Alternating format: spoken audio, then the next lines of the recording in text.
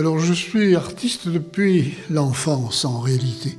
Mais naturellement, l'artiste que j'avais vu, c'était un artiste de notre région, sans doute un amateur, un peintre du dimanche. Ce qui me séduisait, je crois, plus que ce qu'il faisait, que je ne comprenais pas, c'était son attirail, très beau chevalet vernissé, les couleurs quand même qui apparaissaient. D'ailleurs, j'avais ce geste de regarder ce qu'il peignait en réalité. Je ne voyais pas la relation. C'était déjà le début d'un mystère pour moi. Un de mes récents commentateurs, enfin depuis 1 an et demi, il s'appelle Pasquale Polidori, m'a révélé quel pouvait être le thème de mon exposition ici. J'ai du mal à le dire ou à l'avouer, mais c'est une rétrospective. Et les œuvres sont vues, comme malgré moi, trouver leur place. Et c'est une vraie rétrospective puisqu'elles vont de 1968, donc mes débuts réellement, jusqu'à aujourd'hui. L'œuvre est arrêtée, mais j'en suis pas à un stade dramatique du tout. J'ai grand plaisir maintenant à trouver de nouveaux assemblages de mes œuvres. Là, dans l'exposition, vous avez parfois des œuvres qui se répondent à 10 ans de distance, même parfois plus.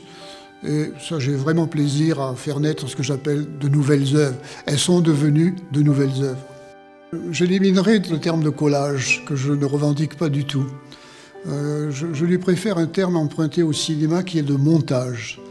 Parce que quand je vous dis que je fais de nouvelles œuvres avec des œuvres que j'ai faites il y a longtemps, c'est de ça qu'il s'agit.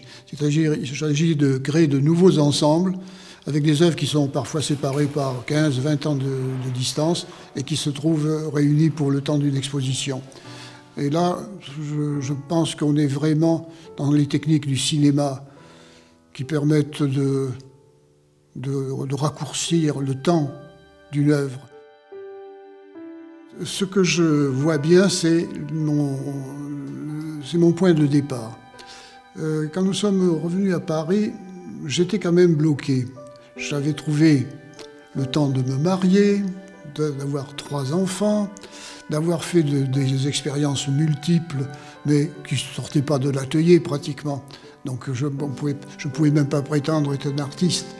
J'avais même pensé à un moment donné abandonner parce que je voyais bien que c'était quand même très difficile, que je n'y arriverais sans doute pas. Et mon désespoir a été bon pour moi. J'ai fait une petite crise, mais sérieuse, hein, même si maintenant j'en parle de manière légère. Ce ne sont pas des décisions professionnelles qui vous amènent à cela. Ça veut dire que ce n'est pas l'idée d'utiliser de la photographie ou d'utiliser de la peinture. C'était même l'impossibilité pour moi d'utiliser la peinture. Donc il s'agissait, en attendant que tout cela soit terminé pour moi, d'utiliser des techniques que je ne connaissais pas. J'étais vierge, la photographie, j'avais fait que des photos de famille. Le texte, je n'avais écrit qu'au lycée certaines rédactions.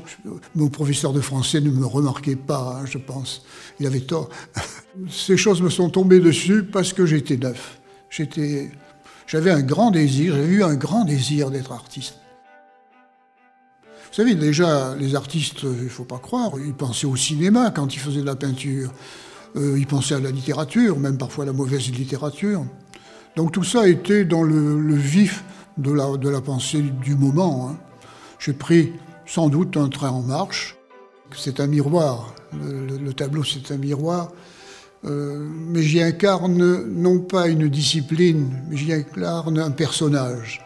Le fait de me jouer cette histoire comme un personnage, ça m'a libéré de beaucoup de contraintes, de beaucoup de choses auxquelles je craignais de ne pas pouvoir répondre.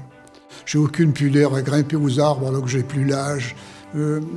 J'ai d'une certaine manière tous les courages, parce que j'ai franchi cette zone entre la personne individuelle de l'état civil que nous sommes et la personne que l'on peut incarner. Donc je suis du côté du personnage, vraiment.